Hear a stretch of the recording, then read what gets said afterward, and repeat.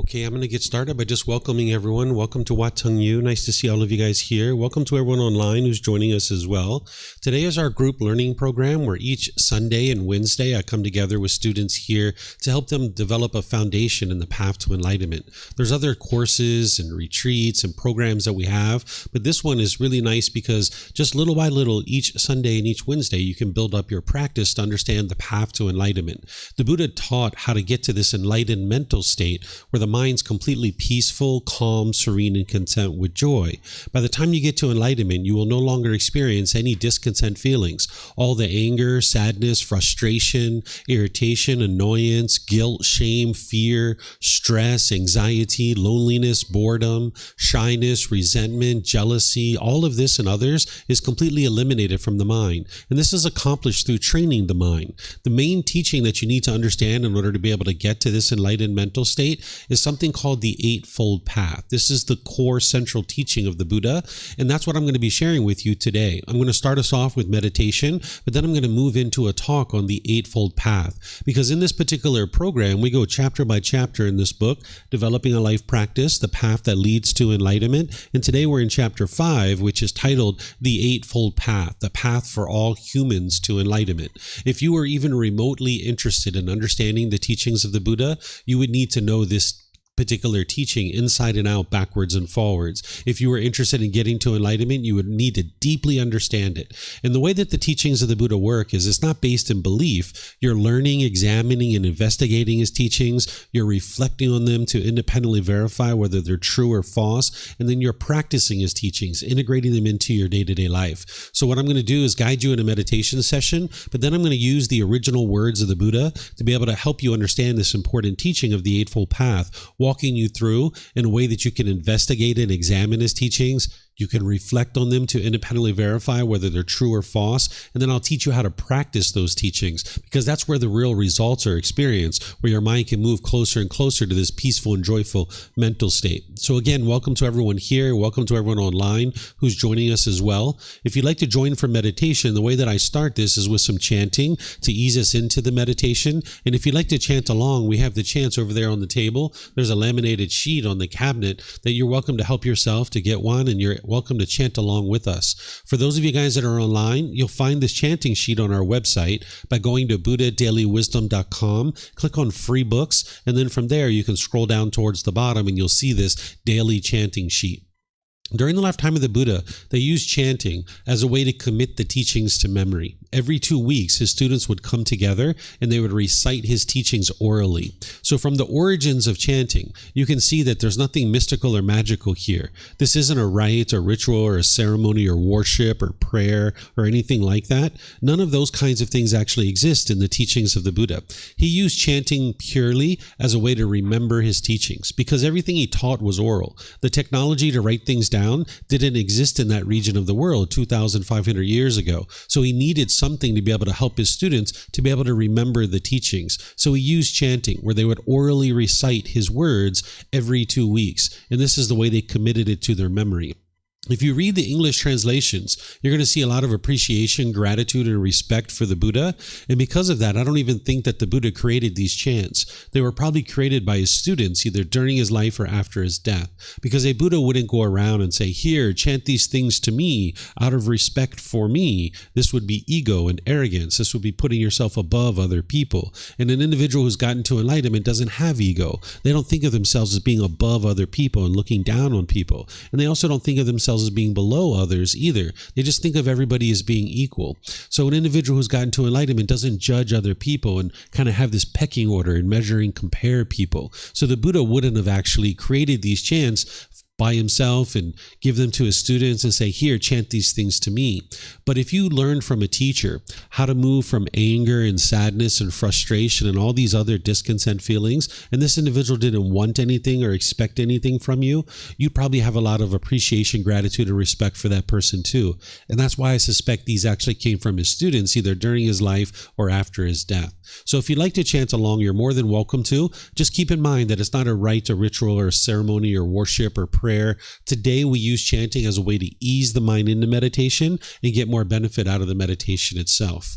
After the chanting, you're going to hear me come in with some guidance where I'm going to be guiding you during the meditation just for a period of time where I'm essentially going to be instructing you and teaching you how to meditate while we're actually meditating together. Then there's going to be a period of time where it's just quiet and we're all meditating. Everyone here at the temple, everyone online that's meditating with us, will just all be meditating at the same time. Now, during this period of time of quietness, I'm sure you're going to hear occasional sounds. You might hear a car go by, you might hear a bird chirping or a dog barking. Someone here might cough or sneeze. This is completely normal. If your mind craves permanent silence, when you hear a sound during your meditation, you will be annoyed. And that's your mind causing that annoyment itself, because the mind is craving permanence while you live in an impermanent world. So if you don't have a craving for permanence, when you hear sounds during meditation, your mind can be completely peaceful and joyful even with that sound, because you know that it arises, it changes, and it fades away. This is the way the whole world is functioning around you, that everything is constantly changing. But if your mind craves permanence, you will cause yourself to be annoyed or frustrated in any given situation. So during that period of time where we're meditating, if you hear occasional sounds, just know that that's normal, and those sounds will arise, they will change and fade away. You will never be in an environment where it's permanently quiet. It's just not possible. After that period of time of quietness, we're going to come out of the meditation with some more chanting, and then that's where I'll start today's class, helping you to understand the Eightfold Path, inside and out, backwards and forwards. In terms of your body position for meditation, the Buddha taught 4 positions, and you would learn these at different times, because it's kind of like creating a tool belt for when you're developing your practice on the path to enlightenment, that you're going to need various tools at different times. So there's 4 positions. There's seated, lying, standing, and walking. And you would learn these at different times. And I teach these in various courses and programs that I share. But just to kind of get you guys started, with the seated position, this is a common way that people will learn how to meditate, either sitting on the floor or in a chair. If you're at home, you might be on a bench or a sofa or in a wheelchair. These are all perfectly fine ways to meditate. There isn't just one way to meditate, that everybody's body is different, so you need to find what's comfortable for you. So I'm going to provide you some suggestions and guidance for you to consider, but just understand that that's exactly what they are. They're suggestions, because there's not just one way to sit. You need to find what's comfortable for you. And what I'm going to share with you are just some thoughts and ideas for you to consider to find something that's maybe even more comfortable than the way you're sitting right now. If you're on the floor, you might consider having some cushions under your rear. This kind of softens your seat a bit. And if you're going to bring your legs together in the cross-leg position, usually do that lightly. Whereas if they're real tight, this can impede the circulation in the lower body and cause pain in the lower body. And you're not interested in that. Sometimes people like to put their legs off the mat. This gets your hips up in the air, and it lessens the angle at the hips, the knees, and the ankles, again, allowing the circulation to flow. The Buddha put his right hand over his left with his thumbs together, and he put this into his lap. If this is comfortable for you, you could use it. But again, it's not about everyone doing it exactly the same way. There's multiple options here. Some people like to put their palms on their thighs or on their knees. Some people put their palms up. Some people just rest their hands comfortably in their lap. So you find whatever's comfortable for you. And that's true for anybody in a chair or a bench or a sofa or a wheelchair as well. You can find whatever's comfortable for you. You're training the mind, not the body. So the body just needs to be comfortable. So if you have your feet flat on the floor or lightly crossed at the ankles, these are common ways that people will meditate if they're sitting in a chair. But you can see me sitting in a chair here with my legs crossed. So this is an option as well. There's many different ways that you could potentially sit. And then for anybody who's sitting in a chair, the same thing with your hands and arms, just put those wherever you're comfortable. It's helpful if the upper body is erect with the sternum up and the shoulders back. This will keep the mind attentive and alert during the meditation, because this is a dedicated, active, purposeful training session where you're eliminating certain unwholesome qualities from the mind and you're cultivating certain wholesome qualities in the mind. So you would like the mind to be attentive and alert during the meditation. Whereas if you were slouched, the mind would have a tendency to be dull or lethargic. But if you were real rigid, the mind would be overactive or uptight. So you'd like the upper body to be in the middle where it can be attentive and alert. And not only does it help to keep the mind attentive and alert, but it also makes it easy for you to breathe in through the nose and out through the nose. So again, I'm going to ease us into meditation with some chanting, which you guys are welcome to join in on. And then I'm going to come back in with some guidance to help you.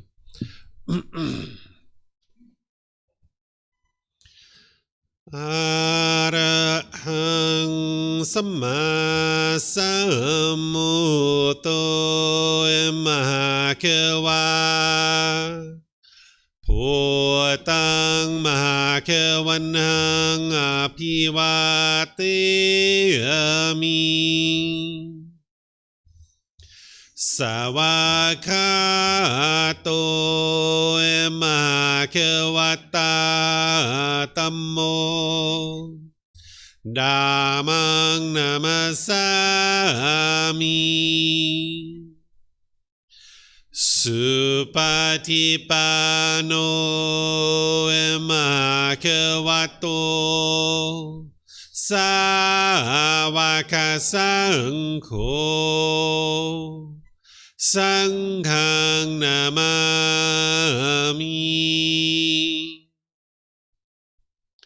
Namo Arhasa Bhagavato Arahato Samma Sambuddhassa Namo Arhasa Bhagavato Arahato Samma Sambuddhassa Namo Arhasa Bhagavato Arahato Samma Sambuddhassa Iti piso Mahakewa Arahang Samma Sambuddho Vicacaranang Sammuno Sakato Rokawitu Anuttero Purisa Dhamma Sati Satatawa Manusranang Bhutto Bhagavati.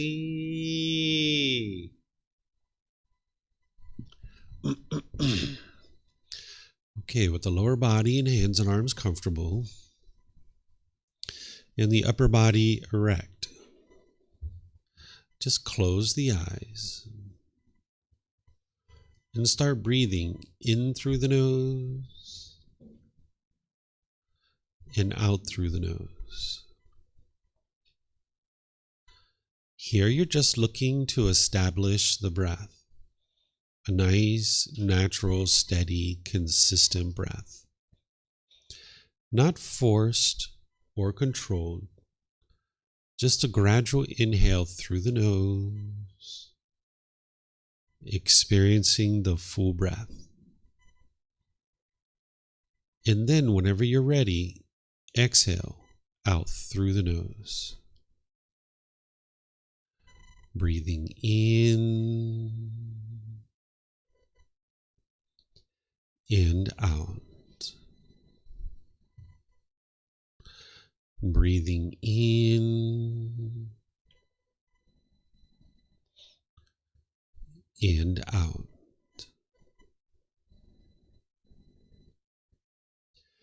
Your breath may not match up with the guidance that I'm providing, and that's okay. This is your practice. I'm just here for guidance. You can use this voice as a reminder that whenever you get to the next inhale, breathing gradually through the nose, developing a nice, natural, steady, consistent breath.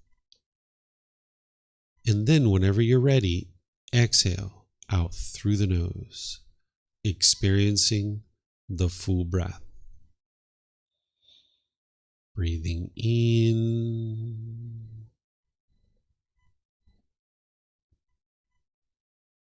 and out.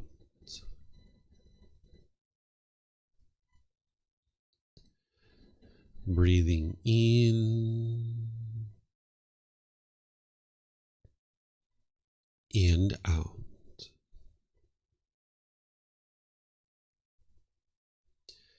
With the breath well established, start fixating the mind on the breath, either the sound of the breath coming into the nose or the sensation of air moving over the skin into the nose. The breath is the present moment. Fixate the mind on the breath, the present moment.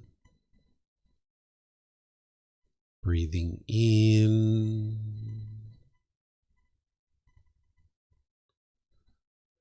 and out.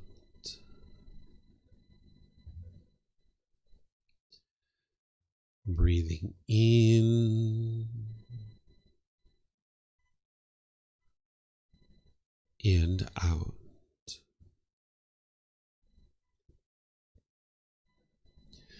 With the mind fixated on the breath, whenever you notice that it moves off the breath, cut that off, let it go, and come back to the breath, the present moment. No need to observe the thought, label it, judge it, analyze it, or even try to figure out where it's coming from. Whenever you notice that the mind is moved off the breath, cut that off, let it go, and come back to the breath, the present moment. Breathing in and out.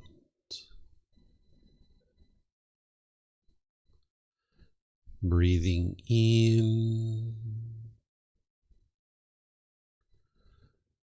and out.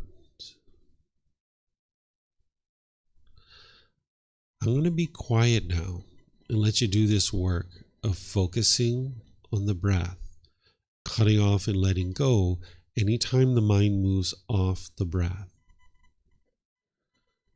You have nowhere to go. There's nothing to do. No one needs you right now. This is your time to focus on the breath. Breathing in and out.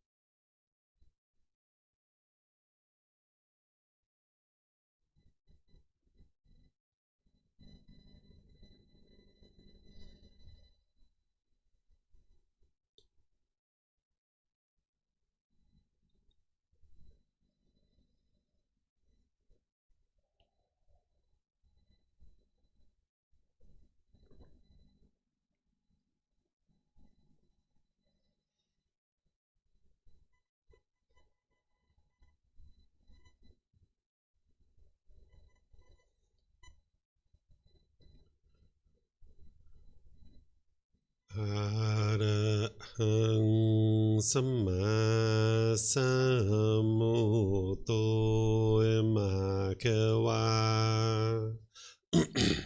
พุทธังมะคะวันนังอะภิวาเทมิสวากขาโตมะคะวะตาธัมโมธัมมังนามัสสามิสุปฏิปันโนภะคะวะโตสาวกสังโฆสังฆังนามามินะโมตัสสะภะคะวะโตอะระหะโตสัมมาสัมพุทธัสสะนะโมตัสสะภะคะวะโตอะระหะโตสัมมาสัมพุทธัสสะนะโมตัสสะภะคะวะโตอะระหะโตสัมมาสัมพุทธัสสะอิติปิโสมะคะวะอะระหังสัมมาสัมพุทโธวิจาจารณังสัมมุโนสกขาโตโรกาวิตุอนุเตโรปุริสาดัมมาสติสัตตาตวามานุสนังพุทโธภะคะวะติ Okay, if you guys would like to slowly make your way out of meditation. Once again, welcome to everyone. Nice to see everyone here this morning. Welcome to everyone joining us online as well. As I was sharing, today is our group learning program, and I'm going to be teaching you the Eightfold Path, the core central teaching of the Buddha. In terms of getting to enlightenment, this mental state that the Buddha taught, this is the path of how to accomplish that. Anybody who's interested in getting to enlightenment through the teachings of the Buddha, they would need to know this teaching inside and out, backwards and forwards, left, right, up, down. This is the path to enlightenment. And I'm going to walk you through it in a way using the original words of the Buddha, where you can see the truth about what the Buddha actually taught through independent verification.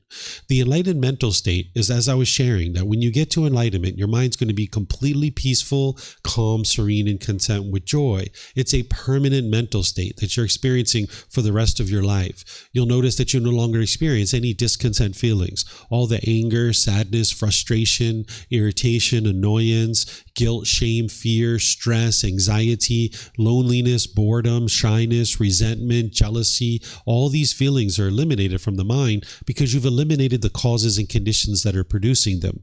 Oftentimes people think that it's others that are causing you to experience anger, but it's actually your own mind that's causing this. And this is the reason why you can eliminate it. Whereas if it was other people that was causing these feelings, you would never be able to actually eliminate it because you can't control what 8 billion people in the world do.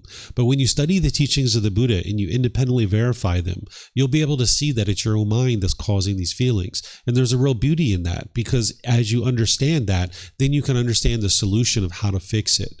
Not only will you have eliminated your discontent feelings, but the mind will be performing optimally. You'll notice focus, concentration, clarity, and deep memory in the mind. You'll notice that your personal and professional relationships are really blossoming. They'll be at ease because you won't be bitter and harsh and hostile. Right now, that's probably a bit challenging for you. There's probably certain relationships where you're bitter and harsh and hostile. And you might be thinking that the other people are causing you to experience that. But it's actually your own mind that's causing this. And that's why you can transform it. You can get to a point where all your relationships are harmonious and you're being polite, kind, friendly, and respectful to everybody around you. By the time you get to enlightenment, you won't even be in a bad mood any longer. The causes and conditions that are producing that have been uprooted and eliminated from the mind. And it's the Eightfold Path that's going to teach you how to do that. So I'm going to walk you through this, as I mentioned, in a way that you can independently verify. The teachings of the Buddha aren't to be believed. There's no belief in the teachings of the Buddha. You will never see the Buddha say, just believe me, just believe me, just believe me. Instead, he said just the opposite. He said, examine my teachings, investigate these teachings. Because as you examine and investigate them, and you reflect on them to independently verify whether they're true or false, you'll be able to see that they're true. And when you're practicing his teachings and you're uprooting the pollutions of the mind that he discovered, you'll be able to see in situations where you're once angry and frustrated that you're no longer experiencing that any longer. And you'll know it's these teachings that are actually guiding you to that. As we go today, I'm going to pause a few times, opening up to questions that you guys might have. You're welcome to ask any and all questions as we go. Here at the temple, I have microphones in the front here in the white bowl. If you just come get a microphone and take it back to your seat, if you press the gray button, you're going to see the lights come on, and you can hold that up to your chin, and we'll be able to hear you here at the temple, and they'll be able to hear you online as well. If you speak here without a microphone, they won't be able to hear you online. And then you can keep these microphones with you because you might have more than one question, or someone around you might have a question, so you can just share it with the people around you. And then when you're not using it, if you could just turn it off, that way we won't get feedback through the speakers. For anybody who's online, if you guys would like to ask questions, you can put that into Facebook, YouTube, or Zoom in the comments section. I'll be able to see that. Or if you're in Zoom, you can electronically raise your hand and unmute your microphone to ask any and all questions that you like.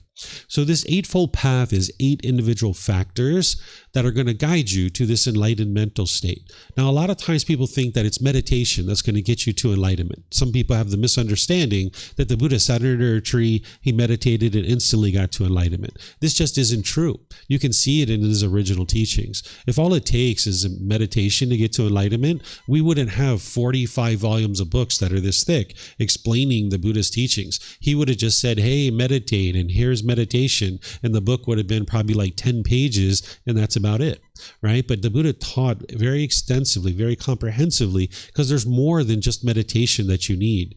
It's going to be gradual training, gradual practice, and gradual progress is going to lead you to enlightenment. It's not instantaneous. This is one of the myths about enlightenment. It's not like a light switch where it's either on or off. It's a gradual improvement to the condition of the mind.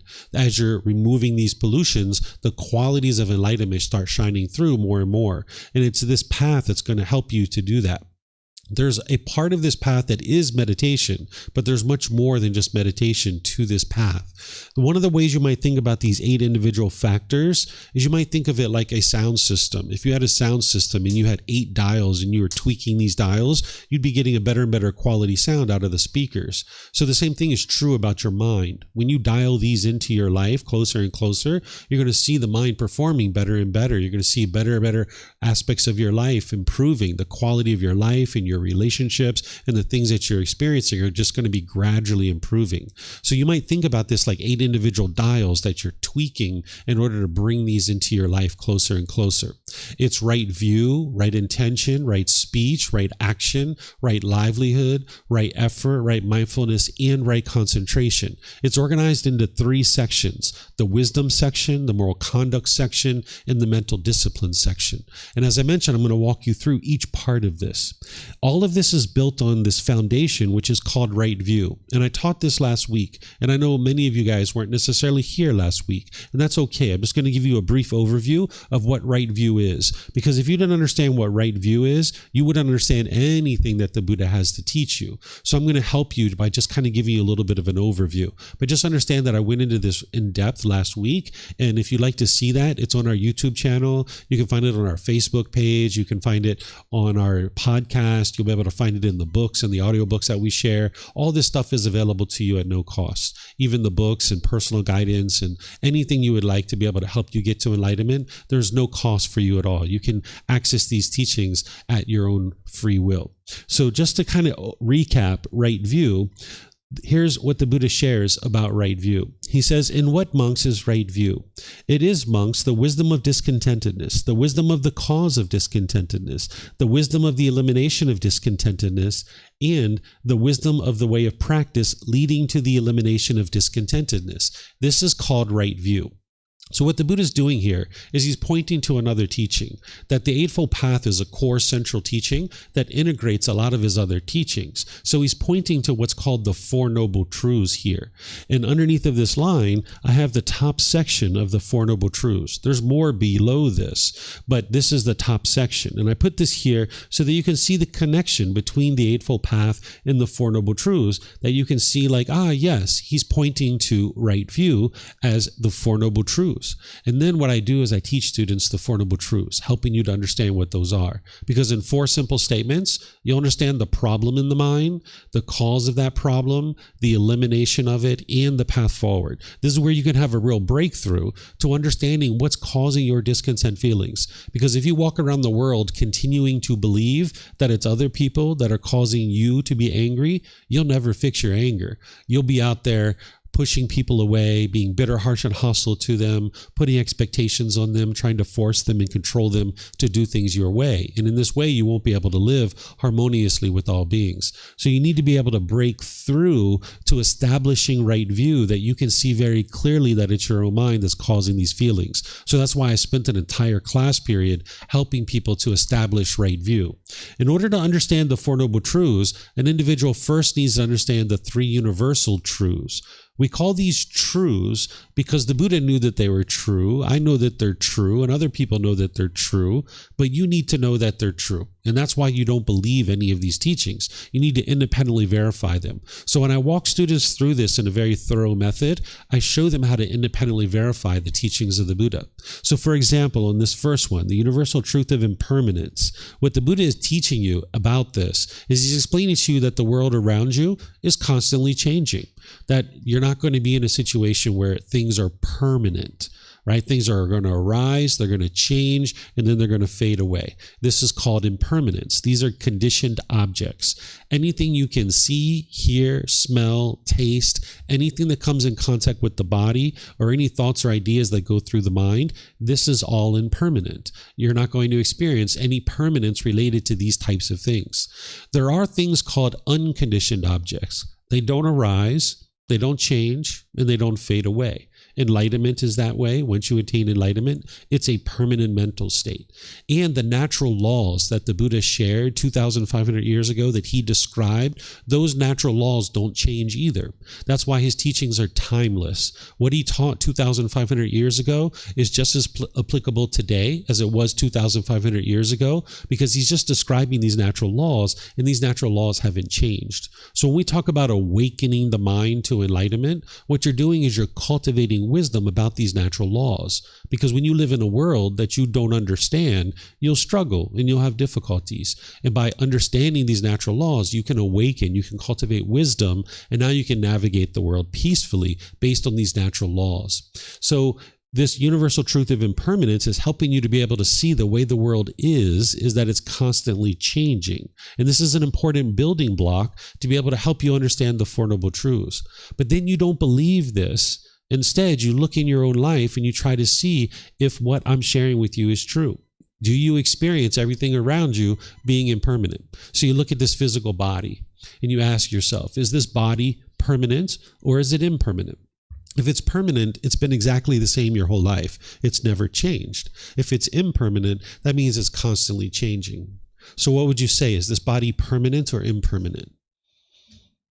It's impermanent, right? We get taller, we get shorter, we get bigger, we get smaller, right? We get pimples, we get moles, we get gray hair, we start losing our hair, our teeth grow in, they fall out, we get new teeth. This is all change, right? We can go through countless things, like your relationships. Those are constantly changing. People are not permanent in your life. Your bank account is constantly changing. It's going up and down and up and down. The weather is constantly changing. The number of people in this class is changing, right? We've started out with a certain number of people. More people have come. Maybe people will leave. People are going to be coming and going. This is all impermanence, right? So this is an important building block to understand when you get to the Four Noble Truths. And I usually go through this very thoroughly, making sure students understand it. And you look around the world and independently verify it for yourself. Same thing with discontentedness. What the Buddha is teaching you here is that the unenlightened mind experiences conditioned feelings, pleasant feelings, painful feelings, neither painful nor pleasant. This is where the mind is shaken up. That when it has conditional feelings, it's basing its inner feelings on some condition. So if you get really happy when it's sunny outside, that means that when it rains, you get sad or frustrated. Or if you get really happy when your bank account balance is up here, then you get frustrated or agitated when it's down here. If your parents or your boss does this over here, you're really happy. But if they do this over here, you're frustrated or agitated. This is conditional feelings, right? So you need to be able to see these three feelings that the Buddha is describing the unenlightened mind is experiencing. That this is how an unenlightened being is going to experience the world, is they're going to base their inner feelings based on some condition. But you can actually transcend this. You can get beyond this, where you have unconditioned mental states, where the mind is always peaceful, it's always joyful. But an individual would need to learn how to train your mind to be able to experience that. But this is the problem that the Buddha discovered in the mind, is that the unenlightened mind is essentially going up and down, up and down, up and down. This is the problem that he discovered. Some people call this suffering, but I don't refer to it that way, because suffering describes the painful feelings really well, but it doesn't describe the pleasant feelings and the neither painful nor pleasant feelings. So if you only understand it through the word suffering, then you're only understanding 33% of what the Buddha taught, where if you were missing 66% of a teacher's teachings, how could you ever get to the ultimate goal? So you would need to be able to understand that what he's describing here is how the mind is unsteady, unstable, it's shaken up, because you can't make wise decisions when your mind is shaken up. If you've ever been so excited that you tripped and fell, or you broke something, you dropped something and broke it, you can see that even those pleasant feelings, the mind is shaken up in that situation. So by the time you get to enlightenment, you're beyond this, where your mind is not experiencing conditional feelings. Your mind is experiencing unconditioned mental states, where you're just always happy, you're always peaceful, you're always joyful. Then we talked about the universal truth of non-self. And I'm not going to go into that in too much detail today, because I usually spend a lot of time on this, making sure people understand it, but it's not so applicable to 100% of what we're talking about today. But it is an important teaching that you would need to know. You wouldn't be able to get to enlightenment without this. In fact, you wouldn't even be able to get to the first stage of enlightenment without that. But essentially what the universal truth of non-self is teaching you is that this body and this mind is not you. The mind's going to cling to this self-image and this self-identity, thinking that this is who you are. And the mind's going to want to be perceived by others in a certain way. So if you ever spilled something on your clothing and you were embarrassed, this is your mind having what's called personal existence view, where you're clinging to this body, this self-image, wanting to be perceived by others in a certain way. And you can only feel comfortable when you're being perceived that way. And it also happens with your self-identity, based on your culture, your ethnicity, your sexual orientation, your nationality, your job or occupation. You might cling to a certain identity of how you want other people to perceive you, or how you perceive yourself. And now you can't experience peace and joy unless that's intact. So the Buddha is teaching you that none of these things are you. It's not who you are. We can penetrate into that more closely if anybody would like to talk about it, but we actually talked about that in depth last week. Then I explained to you guys what craving, desire, attachment is. This mental longing and strong eagerness. This chasing after the objects of your affection. Wanting things to be a certain way. If you've ever been in the mall and you saw a brand new pair of shoes and you were like, brand new pair of shoes, I want those. Yeah, I can't wait to get those on my feet.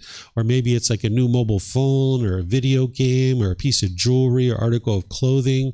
That's the craving, desire, attachment.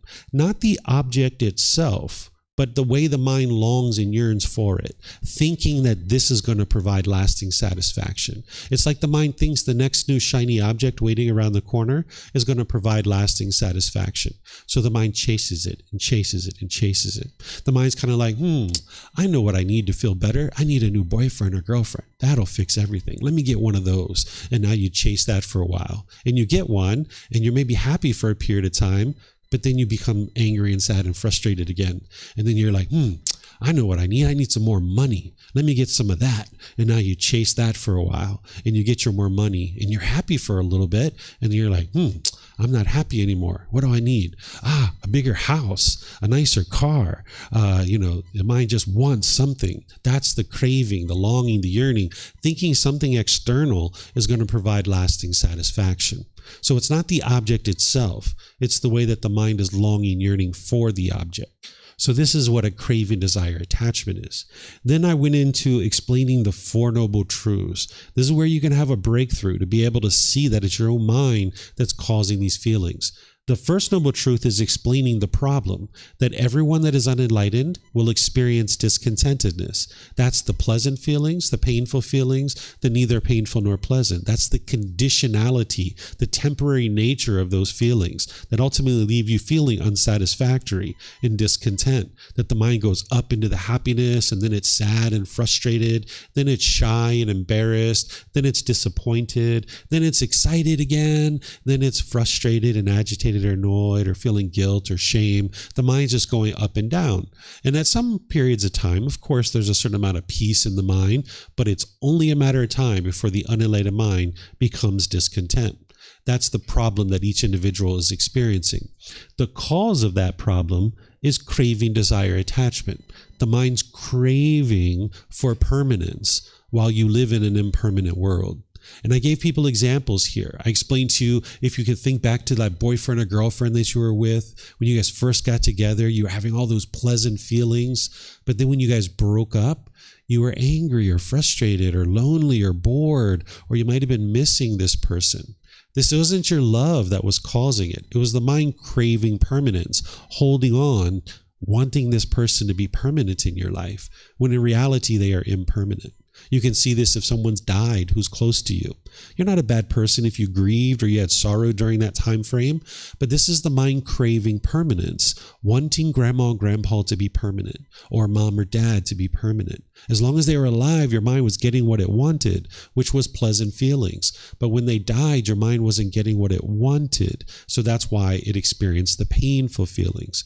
So when people understand this second noble truth, you come to understand that it's your own mind that's causing these feelings. You can see this, whereas if you get really happy when your bank account balance is up here and you get frustrated when it goes down here, there's no other person involved, right? Or if you get happy when it's sunny outside and you get frustrated when it's raining, you can see there's no other person involved, right? Nobody caused you to be angry. It's your own mind that's causing that frustration or annoyment or whatever the feeling is. And you need to be able to penetrate into that and see it yourself by thinking about a recent example when you were angry or frustrated. Maybe it was this morning or yesterday or last week. I encourage you to take a moment here and look at a recent situation where you've been angry or frustrated or agitated or annoyed, and you look at that situation with these fresh eyes and ask yourself, what were you wanting? What were you expecting? What were you craving and longing, yearning for? And if you would have got it, you would have been happy. But because you didn't get it, you got painful feelings. You should be able to see this for yourself. And where you can't see that, let me know and I will help you. Because when you walk around the world continuing to believe, again, not understanding true reality and the wisdom, when you walk around the world believing that it's other people that are causing you to be angry and frustrated, when you experience those painful feelings, you will tend to push people away or push a situation away. You might have pushed friends or family out of your life, thinking that that was going to solve the problem. But you can see it didn't solve the problem because you still get angry, you still get frustrated, you still get annoyed. If that person was the cause of your discontent feelings, when you push them out of your life, you would be peaceful from that point forward. Or the second thing you'll do when you don't understand the second noble truth is you might be bitter and harsh and hostile towards people through your intentions, your speech, and your actions. It's almost like an animal growling and roaring at another animal, trying to fear them into doing things your way. Or you might put your expectations on people, trying to control them or force them to do things your way. And as long as you're doing these things, pushing away, being bitter, harsh, and hostile, and putting your expectations on people, you can't live harmoniously with all people around you. And you might even have people doing this to you too, right? And that what kind of keeps it in place. But you need to understand there's a better way of life. There's a way for you to train your mind to not experience this. And that's where the Buddha starts explaining in the third noble truth that you can eliminate your discontentedness by eliminating craving, desire, attachment. If you can eliminate this longing, yearning, this chasing after the objects of your affection, which is the cause of these discontent feelings, then you eliminate the effect. Right? If you eliminate the cause, you eliminate the effect. So rather than chasing after things, you can come to the middle where you gradually pursue things as a goal, objective, or interest. Because chasing after things isn't going to produce peacefulness and joy, because you can only be happy if you get what you want. But also, if you're all the way on the other side, where you're dull and lethargic and lazy, that's not going to produce peace and joy there either. So oftentimes the unenlightened mind can see these two sides really clearly because you experience that, where you chase, or you're over here on the other side where you're exhausted and tired and frustrated or, lethargic or dull. But there's the middle way that the Buddha taught, which is to gradually pursue things as a goal, objective, or interest. And whether you accomplish that thing or not, you can maintain your happiness, you can maintain your joy. But the unenlightened mind doesn't know how to do that. So that's where the fourth noble truth comes in, is that that's the path that's going to explain to you and teach you how to knock down your longing, yearning, your chasing after the objects of your affection, trying to form your inner feelings based on whether you get this thing or not. So I walk students through this and helping them to understand and establish right view. Wrong view would be to blame other people for the feelings that you experience. And that might be what you're doing right now. That's completely understandable because every single being that's ever been born was born unenlightened. Nobody is born enlightened, or otherwise you wouldn't be here. Even the Buddha himself was born unenlightened, right? You need to cultivate wisdom to be able to get to this enlightened mental state. So continuing to blame others for the feelings that you experience means that you're just going to continue to experience those because you're not going to solve the true cause, which is inside your own mind. So the rest of this path is going to guide you in how to eliminate these cravings, desires, attachments. So we've got right intention, which is the second factor on the Eightfold Path, where the Buddha teaches that the intention of renunciation, non-ill will, and harmlessness is something that you need to cultivate in the mind. Sometimes people refer to this as right thinking or right thought, because that's what you need to cultivate. It's the thinking or the thought or the intention of renunciation, which is to be willing to let go and give up your false ideas, your false opinions, your false beliefs, and your unwholesomeness. Because there's a certain amount of unwholesome moral conduct that you have right now. That's the bitterness, the harshness, the hostility towards others. You need to be willing to be able to see that that's unwise. Because with right view, you start to understand that it's your own mind that's causing these feelings. Because you might feel justified in being bitter and harsh and hostile to people. You might think they deserve it because they're the ones who are causing you to be angry. But when you have right view, you understand, like, hold on a second. Your own mind is causing these feelings, so it doesn't make sense for you to continue to have this unwise moral conduct. So you need to be willing to let that go and train your mind to eliminate it. And there's also certain false beliefs, certain opinions and views that you have in your mind right now. If you experience anger and sadness and frustration and all these other feelings, your mind's not fully awake yet. You haven't cultivated the wisdom to be able to completely transform your mind. So there's certain false beliefs that you have in your mind. And you need to be willing to let those opinions go, those views go, those beliefs go. But you're not bringing in new beliefs to get rid of your old beliefs. You're bringing in wisdom. That's what the Buddha is teaching you to do, is to learn, to reflect, and practice to bring in this wisdom. And where you see this wisdom is conflicting with your beliefs and your opinions and your views, you need to be willing to let those go. Essentially have an open mind. One of the very first false opinions or views or beliefs that you need to eliminate is the belief that other people are causing you to be angry. If you continue to hold on to that, you will never get to enlightenment. So that's why the Buddha starts the second factor after you've established right view with the intention of renunciation, to be willing to let go of these false beliefs, false opinions, and false views so that you can bring in this new wisdom and see that what you're currently thinking about the world isn't 100% true. Otherwise, your mind would be fully awake and you would experience nothing but peace and joy navigating the world. So that's the intention of renunciation, getting rid of those false opinions, views, and beliefs, eliminating the unwholesomeness. Then there's the intention of non-ill will. Whenever you see a double negative in English, that's a positive. So here, what the Buddha is talking about is the intention of goodwill. You're going to need to cultivate this in the mind. This is loving kindness, genuine interest in seeing all beings be well. You're going to need to cultivate that thinking or that thought. Then there's the intention of harmlessness, where you're disinterested or incapable of causing harm to other beings. As long as you're causing harm to others, this harm is going to come back to you. This is the natural law of karma, of cause and effect, or action and result. Now, some people refer to this as karma. That's from the Sanskrit language, but the Pali language, the word is karma. It's pointing to the same natural law. And if this translated to just one English word, I would just use that because it'd be easier for everyone. But it doesn't, so I still need to use this word karma. What it translates to is cause and effect, or action and result. When you make decisions wisely, you will experience wholesome results, or wholesome karma. When you make decisions unwisely, you're going to experience unwholesome karma, or unwholesome results. So causing harm to other beings means that there's going to be harm that comes back to you. So the Buddha teaches you to cultivate this intention, or this thinking, or this thought of harmlessness, where you're disinterested or incapable of causing harm to others. And now this forms the basis of the wisdom section of the Eightfold Path, that now, with right view and right intention, you've got a foundation in which to build on top of that. I would like to just kind of summarize this section of the wisdom section, which is right view, which is the Four Noble Truths, where you accept responsibility for your own feelings, your intentions, your speech, your actions. Oftentimes people blame these things on other people. And as long as you keep doing that, you'll never be able to improve it. Actively developing your wisdom to transform that.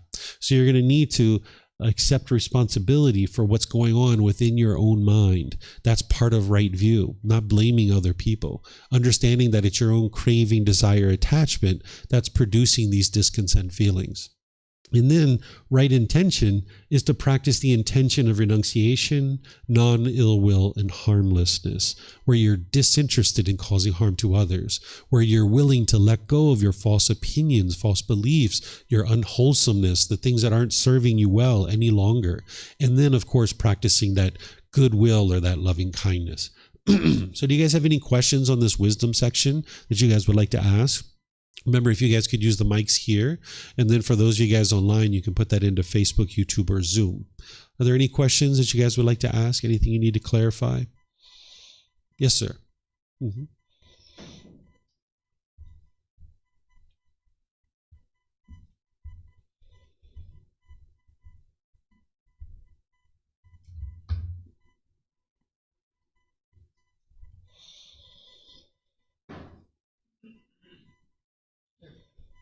Hear me? Sure can. Okay. Us, perhaps other countries as well, find ourselves in a situation, a political situation, where there's a government in place in the United States that makes many of us feel agitated, bitter, hard. Mm-hmm. A democracy in our country, more or less, for 250 years, and it seems to be eroding very quickly. And the powers that be in the United States are suppressing and oppressing many, many, many thousands of people, putting them in prison, deporting them. How do you suggest that we overcome that situation in terms of these parts of the Eightfold Path that you're describing here? Sure. So with right view, you understand that any feelings that you have about that is coming from your own mind. If there's any bitterness or harshness or hostility towards the government, that's coming from your mind. It's not coming from what the government is choosing to do. The mind is craving for the government to be a certain way. It's expecting and longing, yearning. It's craving that permanence. Now, we're not talking about what's wise or unwise, because of course, treating people in a loving and kind and compassionate way is very wise. But if the mind craves, longs and yearns for everybody to be treated a certain way, now when they're not being treated that way, you will struggle and have difficulties during that period of time. So it's a matter of understanding that these things are happening, but you have no control yourself to immediately change any of those individual things, because you're not the one that's causing that. But you do get to choose, what you participate in and what you do. But fixing the government isn't going to change your feelings internally, because the mind's not going to be able to permanently get what it wants in any given situation. So a group of people can come together and try to influence a government to do things in a certain way, but that by itself isn't what's going to solve your discontent feelings. That might solve this person getting beat up on the street by police officers, if that's what's going on, or things like that. It'll solve those kinds of things, but you need to be able to do it with a calm mind, where that way you can make wise decisions. If you're going to protest, if you're going to try to educate and influence, you can do that wisely. Whereas if you're angry and you're frustrated and you're agitated, you're not going to be able to make those wise decisions, because your decision making is going to come from that anger and hostility and bitterness. So getting to a point where you understand that these things are all caused by other people, it's caused by their decisions, and if you would like to take on a role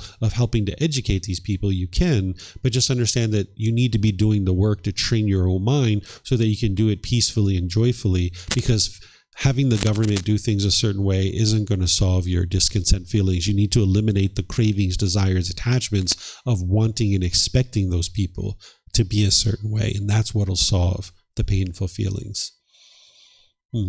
You're welcome. Okay, I don't see any questions online either from here. So I'm just going to keep going here and helping you guys to understand more about this Eightfold Path, because now we can move into this moral conduct section of right speech, right action, and right livelihood. It's important that when you're learning moral conduct from the teachings of the Buddha, that you understand that what he's teaching you is the natural law of karma. The Buddha doesn't have rules and commandments. He's not trying to force you or control you to do anything. He's not trying to convince you to do anything. He's already gotten to peace. He's already gotten to joy. And he's just sharing with you what it took for him to get to that peaceful and joyful mental state. So what he's teaching you around moral conduct is wise moral conduct that's going to produce wholesome results for you. Because when you make unwise decisions around your moral conduct, it's going to produce unwholesome results. So when you see what he teaches you about right speech, right action, and right livelihood, he's exposing you to this natural law so that you can see more and more clearly what would be wise and what would be unwise. But remember, you're not interested in believing that. So as we walk through this, you'll be able to see how you can independently verify each aspect of his teachings. Because what the natural law of karma is it's the results of your decisions. That any decisions you make, either wisely or unwisely, it's going to produce certain results. Because it's your life, it's your decisions, and it's your results. When you make decisions wisely or unwisely, you will experience either wholesome karma or wholesome results, or unwholesome karma or unwholesome results. Tom, would you mind see if the mic is turned on? I think it might be turned on. Okay, so now we're with right speech. This is the third factor of the Eightfold Path, and these are the words of the Buddha. He says, "In what, monks, is right speech? Refraining from lying, refraining from slander, refraining from harsh speech, refraining from frivolous speech. This is called right speech." So there's 4 things here that he's teaching that would be unwise, because all of these things are based in craving, anger, and what we call ignorance, or the unknowing of true reality. Lying, we know, is unwise because we all did that when we were growing up. And as we were lying, we could see that it produced unwholesome results for us. People didn't trust us. People didn't think of us as being dependable and reliable. So when you are telling the truth, then people will see you as being a trustworthy person and a dependable person. And you'll see your personal and your professional life will really improve. Because when you lie, people discover those lies and they know that you're lying. And then you'll find that in your personal, professional relationships, they really struggle. The reason why the mind lies to begin with is because it has craving, it has a desire, it has a longing, yearning. It wants something. And if it thinks that if it tells the truth, it's not going to get what it wants. So it tells a lie in order to be able to get what it wants, right? So if you eliminate your lying, then you can always speak the truth. And this makes it really easy for you in your conversations, because if you've ever done a lot of lying, you know that it's very hard to keep track of all your lies. What you said to one person versus another, right? We have to remember, what do we tell mom? What do we tell dad? What do we tell brother? What do we tell sister? Right? And how can you get to peace and joy within your own mind if you're obsessively trying to figure out what you said to one person versus another? So just telling the truth makes it really easy for you. Then the Buddha teaches you to eliminate slander. What slander is like gossip, where you're trying to damage other people's reputation. This is kind of like the mind thinking that you enter into a dark room and you see that everybody has a candle, and the mind thinks, if I put out everyone else's candle, my candle will shine brighter. Right? But if you're in a dark room, you need everybody's candle to be shining, right? So if you diminish and you degrade other people, it's actually going to look really bad for you. You're going to see that you have difficulties and struggles in your life. The unwholesome karma is at the height of this. You can be murdered. If you go around damaging people's reputation, you'll find that people might be interested in murdering you. This is why you see investigative reporters on the news that sometimes get murdered and killed. The teachings of the Buddha aren't here to tell you the way the world should be. They're explaining to you the way the world is. And the way the world is that if you go out into the world and damaging people's reputation, there's harm that's going to come back to you because you're causing harm. At the very least, when you're gossiping and slandering with people and you have your back turned, they're going to be gossiping and slandering about you. And you might have seen this in your life if you've actually been doing this at any point in your life, that once you walked away from that group of people, they were gossiping and slandering about you. So if you're interested in people not gossiping and slandering about you, you would like to eliminate any gossip and slander that you're doing. Then there's refraining from harsh speech. Harsh speech is your tone, your tempo, and your word choice. If you pay attention to your tone, your tempo, and your word choice, you can speak gentle. And this is going to have much better results for you. Because when you're harsh and bitter and hostile, there's a craving there. Same thing with slander. There's a craving. There's a longing, yearning. This is why your relationships with your parents or your siblings or your life partner or your children, you find it the most difficult to speak in a loving and kind and gentle way in these relationships because you have a craving. You want and expect them to be a certain way. So you're going to need to pay attention to your tone, your tempo, and your word choice and making that more and more gentle, because that's what's going to produce wholesome results for you. There's different languages that I'm sure you guys speak, and you're going to need to look at each one of those languages that you speak and find ways to be polite, kind, friendly, and respectful. You know, in the English language, we used to use words like ma'am and sir and thank you and please and you're welcome. And you don't hear that as much anymore, but you can bring that into your practice, that when you're interacting with people, that you interact with people in that way. And now people know that you're being polite, kind, friendly, and respectful. And this is going to produce wholesome results for you. Because when you're bitter and harsh and hostile to people, that's all just going to come back to you. You can see in the relationships where you're harsh and bitter and hostile, those people tend to be that way with you too. So you would like to eliminate your harsh speech, because anytime you put out harm's just going to come back to you. So by you choosing to speak gentle, more and more you'll see people will do that with you as well. Then you'd like to eliminate frivolous speech. What this is just like idle chatter, where there's no purpose behind the speech. If you've ever been around somebody, or if you've ever been that person where it's just kind of like yada, yada, yada, yada, yada, yada, yada, yada, yada, yada, yada, yada, yada, yada, yada, yada, and just like, oh my goodness, when is this person going to stop talking, right? You're just like, wow, this hurts my head. The person is talking so much, right? You might experience that. That's the frivolous speech. You're not really having a conversation. It's like broadcasting, right? This person's broadcasting to you, right? And you're not interested in that, because if you do that, people aren't going to pay attention to you. More and more and more, you're going to be less and less influential in the groups of people that you're around. So the Buddha is teaching you to eliminate these, because these are all based in craving, the longing, the yearning. But then in more detail, he teaches you to practice the 5 factors of well-spoken speech, that you speak at the proper time, what you say is true, gentle, beneficial, and with a mind of loving kindness. Speaking the proper time is making sure that you're not interrupting people. If you're interrupting people, this is not going to go well for you. It's from your craving. The mind's sitting there just waiting and waiting and waiting, and you can't wait any longer, and you just jump in and start talking because of the craving, desire, attachment, the longing, yearning to talk. And you don't like it when people interrupt you, so when you interrupt other people, they're going to have a difficult time with that, and they're going to attribute those painful feelings to you, and they're going to start pushing you away. They're going to be bitter, harsh, and hostile to you, and they're going to start putting their expectations on you and try to control you. Also, speaking at the proper time is making sure your mind is the proper time. If you're angry, if you're frustrated, if you're agitated or annoyed, that's not the proper time to talk, right? Because only thing that's coming out of your mind is hostility and bitterness. And then also you would like to make sure it's the proper time for the other person to speak, because if they're hostile and harsh and bitter, nothing's getting in. You're not going to have a good conversation in this situation. So right away, you would like to make sure it's the proper time. And if it's not the proper time, you can just walk away from the conversation. Speaking the truth is the same thing that the Buddha is teaching up here with right speech as part of the Eightfold Path. Speaking gentle is also part of the Eightfold Path, which is where the Buddha is teaching about refraining from harsh speech. Speaking beneficially is not about the topic that you're speaking about. It's about the method that you're speaking. It's that you're clear and concise and precise in the way that you speak. Whereas if you had frivolous speech or idle chatter, unbeneficial, unpurposeful speech, more and more you would be less and less influential in the groups of people that you spend time with. And then you would like to wrap all of this in a mind of loving kindness. This is what's going to help you to be able to now practice in a way that produces wholesome results in your day-to-day life. So what the Buddha is teaching you here is to develop something that in Thai society, we refer to it as barami. What the word barami means is the one who people listen to.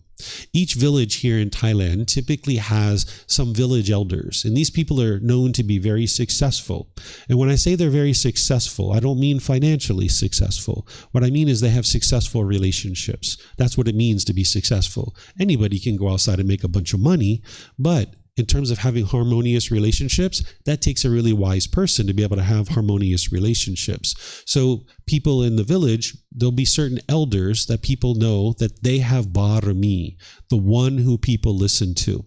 And the way that they establish that is through speaking with the 5 factors of well-spoken speech. And more in their relationships, they're not causing harm to others. So more and more people start having relationships with these people, and they can be very successful in their relationships. So if you're interested in being influential in your community, either personally or professionally, you're going to need to establish barami, the one who people listen to. And the way that you establish that is by practicing the 5 factors of well-spoken speech. This isn't going to happen in 1 week or 1 month, but over a year or 2 or 3, as you're practicing the 5 factors of well-spoken speech, more and more, you will be the one who people listen to. You will see that your siblings and your coworkers and other people more and more will come to you and seek your advice because they can see that you're functioning very wisely. So while we refer to this as right speech, and you're going to need to know this in detail and practice it well, gradually training your mind, we might think about this as right communication. Because during the lifetime of the Buddha, all there was speech. But nowadays, we have many ways of communicating. We have email, text messages, social media posts, voice messages, all kinds of ways of communicating. So if I went into a job interview and I knocked it out of the park and I was doing really well on this job interview, but my social media had bitterness and harshness and hostility on it. Well, when those employers got on my social media and they saw the bitterness and harshness and hostility, they're probably not going to hire me, right? Not that I'm looking for a job, because I'm completely content with what I'm doing, but just give you guys an example, right? If you're out there looking for a job and you knock it out in the interview and then they look at your social media, you might not get the job. So you would like to practice where all your communication is practicing the 5 factors of well-spoken speech. If you're really angry and frustrated and you go over to your keyboard and you're pounding out an email, that's not the proper time to talk. Hit save on that email instead of send, because when you send that out into the world, you're producing unwholesome karma. So hit save and come back a few hours or a few days later and read it again and see if it makes sense for you to send this out into the world. So we might think about this as right communication. And remember what I shared with you. None of the teachings of the Buddha are based in belief. You can look at these teachings and you can start reflecting on conversations that you've had.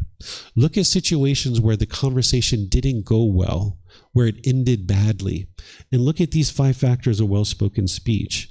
You're going to see that you and or the other person wasn't speaking with these 5 factors. You either weren't speaking at the proper time, you weren't speaking the truth, you weren't speaking gently, you weren't speaking beneficially, or you weren't speaking with a mind of loving kindness. And you can see that it didn't go well for you, because these are the natural laws. They affect you whether you're aware of them or not. And conversely, just like you can look at the unwholesome side, you can look at the wholesome side too, because you've had plenty of conversations that have gone well. You can see that you were practicing the 5 factors of well-spoken speech. So in those situations where you were practicing the 5 factors of well-spoken speech, the conversations went well for you. And now what you do is you consciously practice these. That's what's going to help you to be able to now bring it into your life more and more, rather than not knowing them and just kind of being out in the world with a lack of wisdom. Now you can go out into the world with this wisdom and practice these.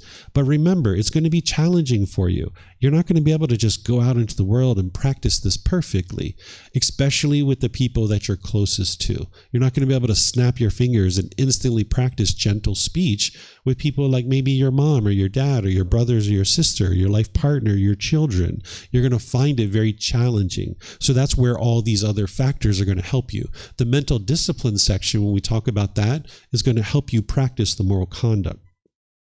So the next step is called right action. This is where the Buddha teaches you that it's wise to practice not causing harm through your bodily actions. He gives you 3 impactful bodily actions that would cause harm: killing, stealing, and having sexual misconduct. When you look at his 5 precepts, he gives you much more illuminating language than this. If you've been taught that the Buddha taught no killing, no stealing, no sexual misconduct, no lying, no intoxicants, this isn't actually true. That's not the way a Buddha speaks. That's not the way they teach. That sounds like black and white. That sounds like rules and commandments. The Buddha gives you much more illuminating language than this.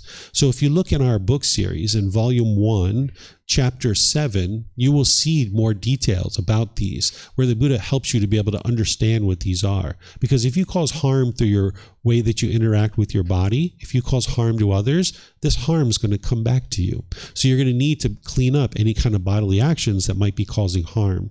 The Buddha's not giving you an exhaustive list of every single thing that you could do to cause harm to others with your bodily actions. He's just giving you 3 really impactful ones. And then you're going to need to figure out all the others.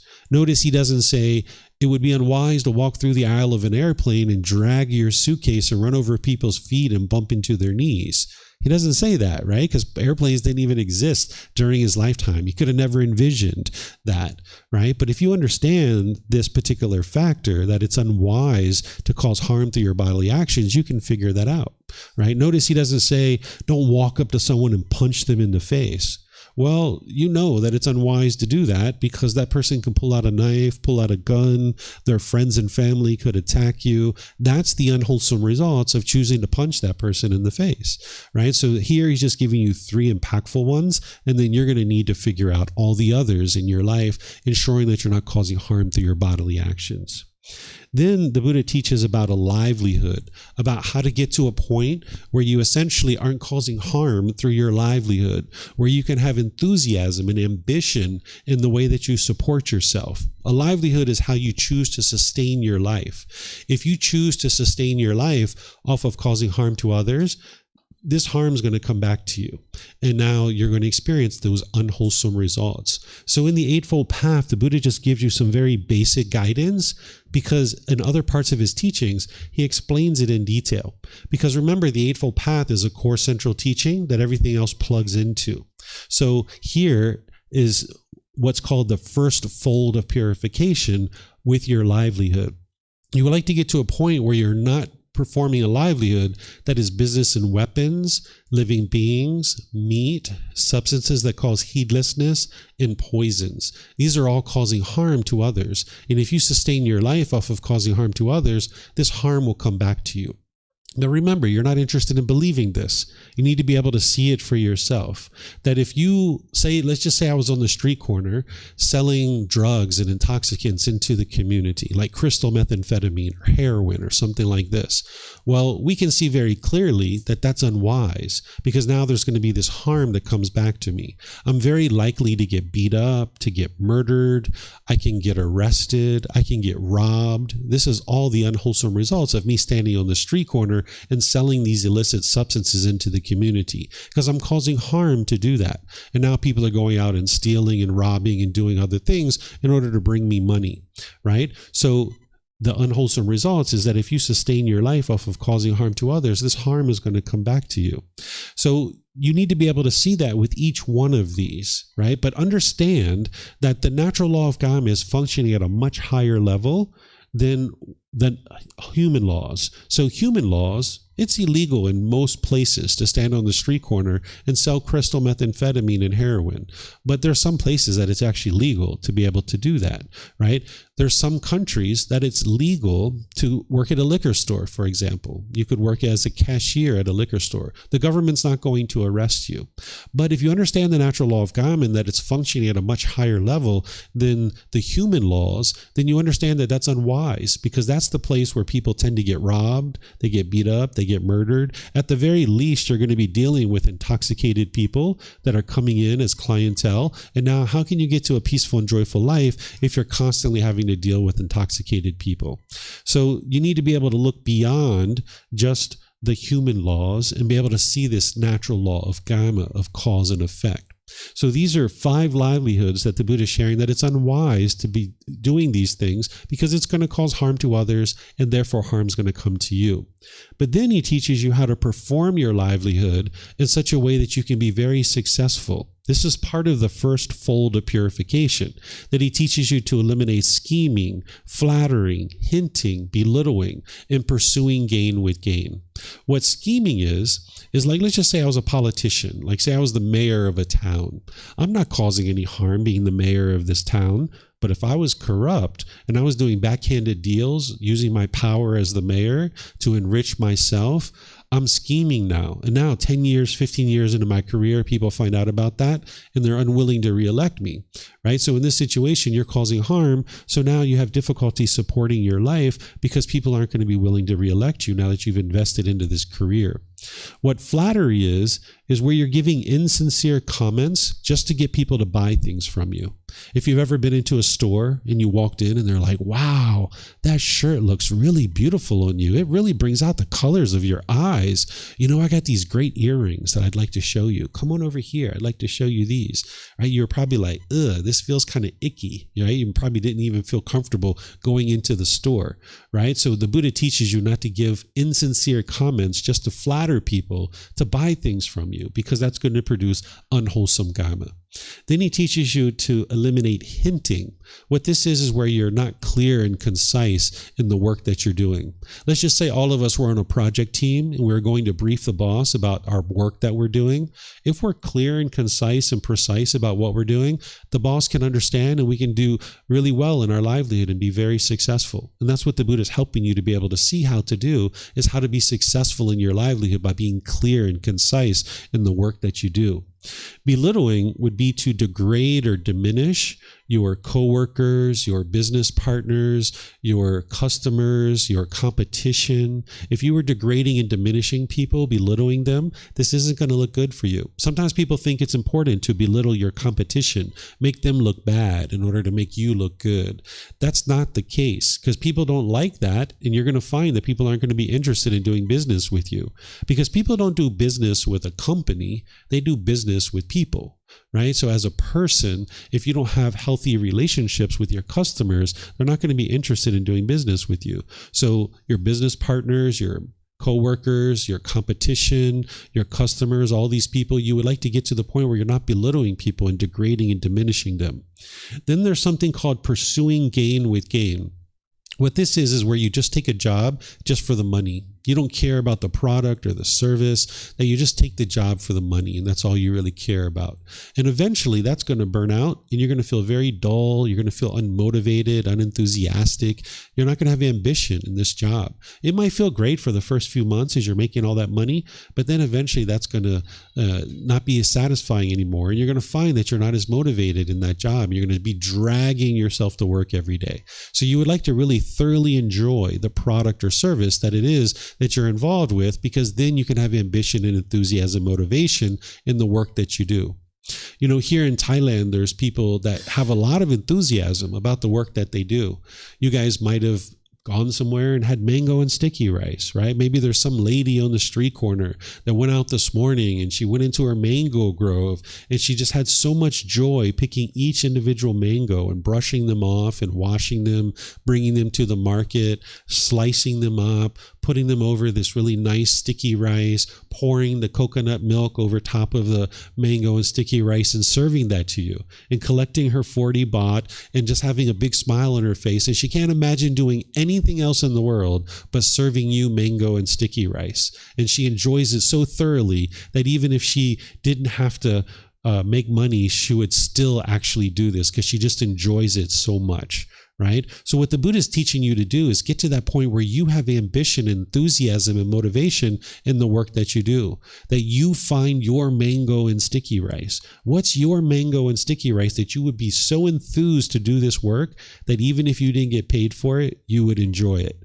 Right now, you might not be in that type of job that you thoroughly enjoy. But if you're interested in getting to the peace and joy that is the enlightened mental state, you're going to need to find a livelihood that you can thoroughly enjoy. If you're dragging yourself to work every day and you despise being there, you're in the wrong livelihood. Right? And you need to be able to find a right livelihood where you can have enthusiasm and motivation to be able to go each day. And this is where you choose to make the money to support your life and sustain your life. So if you're either in between jobs or you're in a job that you don't particularly care for, you can improve that through making different decisions. This is what's called the first fold of purification, but there's a second fold of purification. This is in volume 12, chapter 14. So if you're in a job that you don't particularly care for, if you're in between jobs, I would suggest that you look at our book series in volume 12, chapter 14. And remember, you can get this for free from our website. You can download all the books. You can take it and go print it. You can get printed versions here by just reimbursing us for the printing cost, or you can get them on Amazon. And this is going to help you to be able to understand the second fold of purification. Okay, so this is right livelihood, is getting to a point where you thoroughly enjoy the work that you do, that you have ambition and motivation and enthusiasm.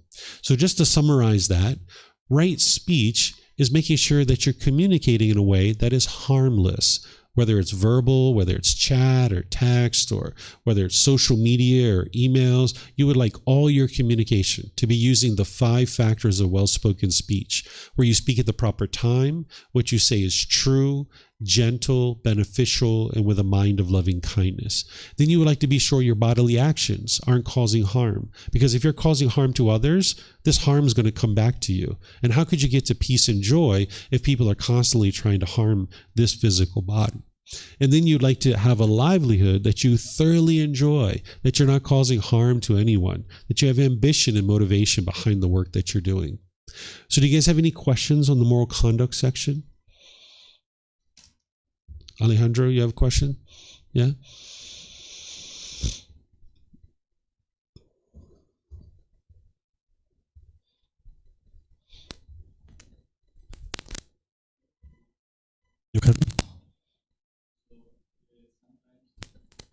think some of these batteries are fading on us. They're impermanent, just like the Buddha said. I think the ones over here, Steve, I just changed them on the right side. Yeah, I changed those before class.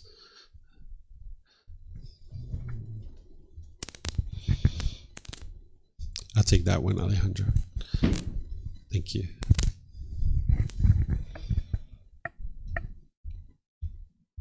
So the question is like, sometimes you are going to meet people that maybe, for example, in social media, they are going to do like not the right speech. They are talking bad and things like that.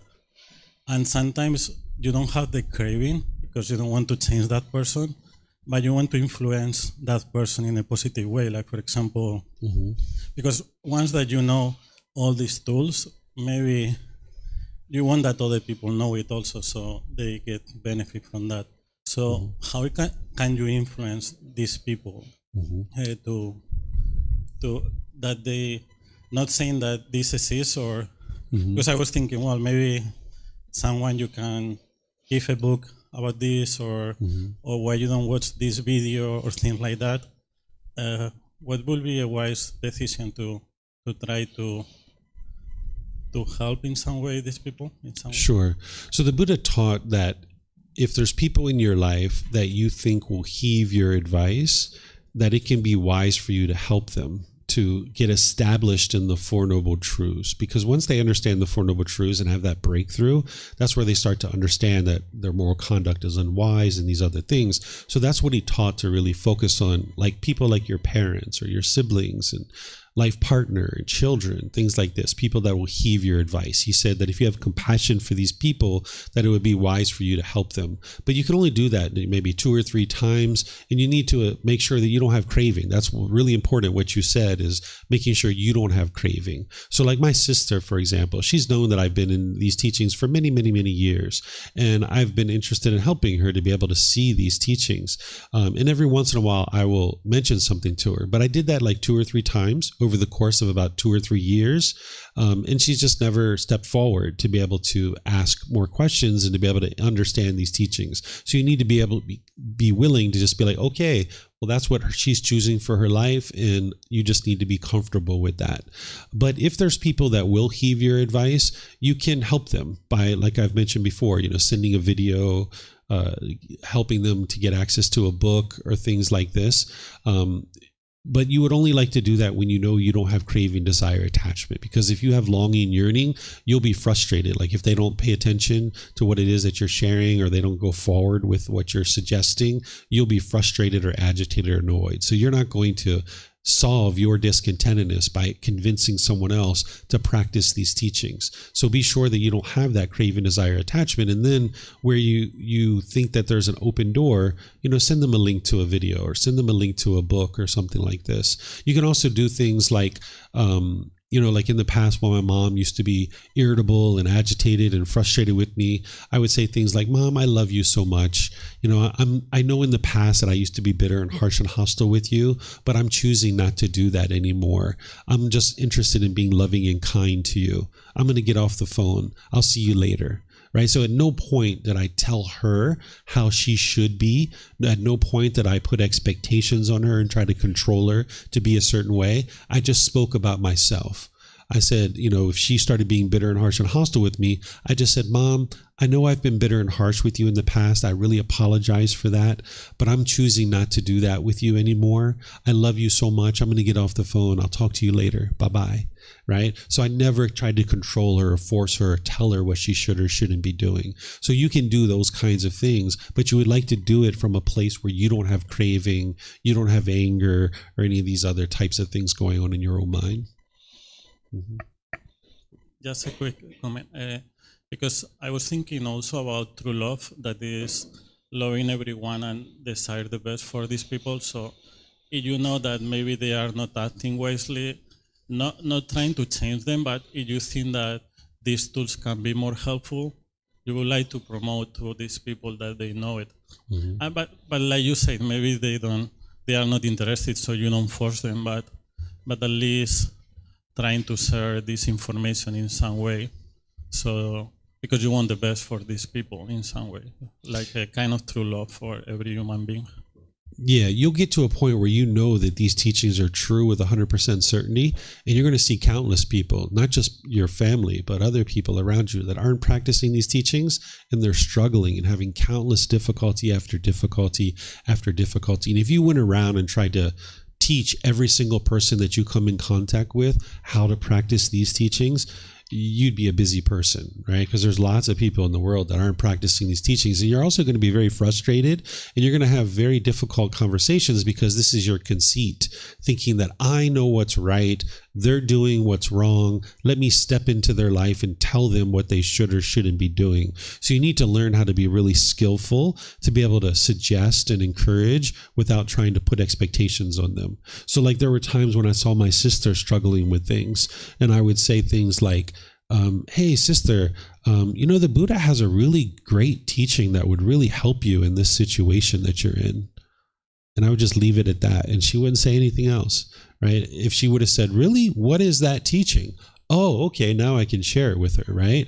But if she didn't go forward or she didn't ask for more information, I'm not going to just push it into her life. Because as you know, when people try to force and control you to do things, you resist it, right? You dig your heels in. So if you try to force people to or convince them to learn these teachings, they're just going to reject it.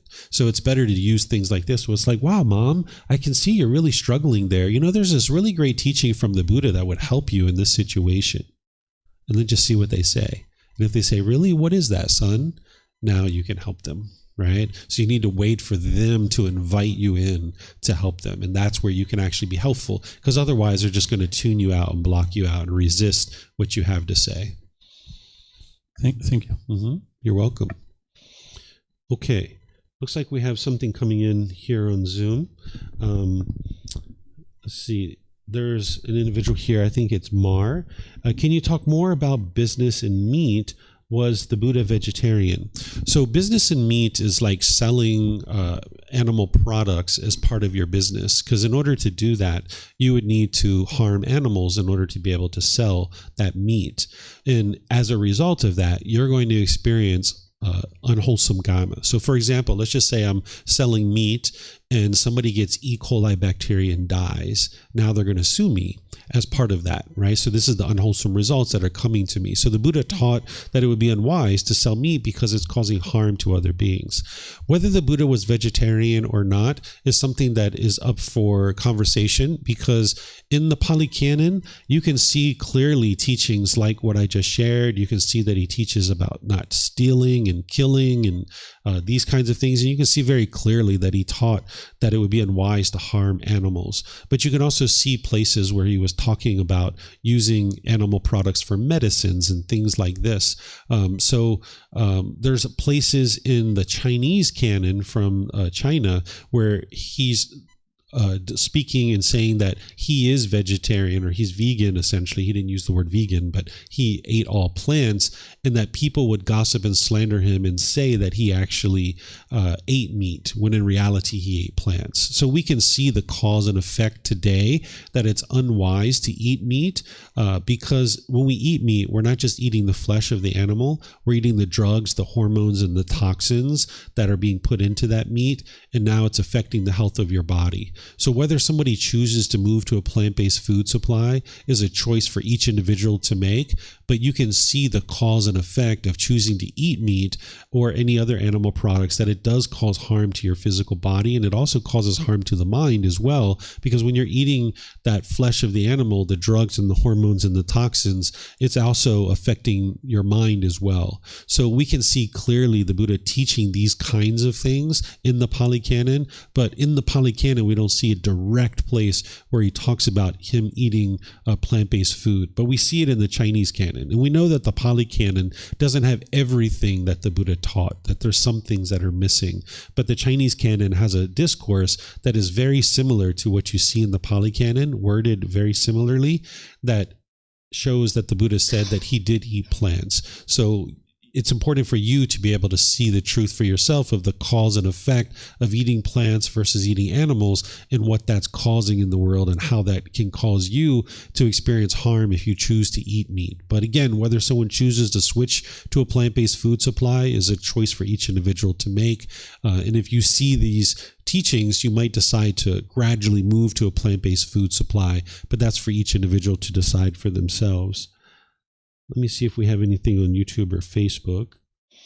I don't see anything there. Okay, so now let's move into the mental discipline section, which this is where all of the rest of this really comes to life. Like, you wouldn't be able to practice the moral conduct section without the mental discipline section, but you wouldn't be able to practice moral conduct in mental discipline without the wisdom section. So all of these are working together.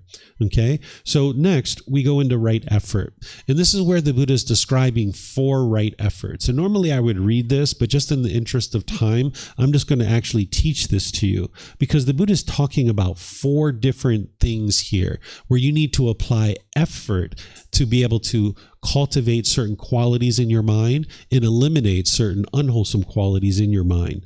So he's talking about preventing unwholesome mental states that have not arisen from arising in the mind. He's talking about abandoning unwholesome mental states that are currently in the mind. He's teaching you to produce unarisen wholesome mental states to arise in the mind, and then he's teaching you to maintain wholesome mental states that are currently in the mind.